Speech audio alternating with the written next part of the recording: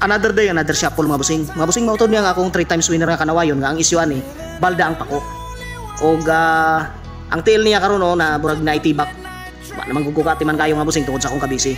Pero mga busing ang akong kahibulungan kayo ambot lang kung naka-experience na mo gingon ani nga pila na ni siya kabulan dire. Nakuan kanang wala na ako mabalhin. Then karon ako siyang gitistingan pagdala dito sa Pikas. Nagtalaw man, nagbalay-balay ba pero dire isog kayo siya. So mangutan ako sa inyo mga busing kung naka-experience na ba mo gingon ani nga mga manok. Pero karon ako ning ipakita sa inyo bisag baldan siya, ako ni siyang i-spar dito sa iyang anak.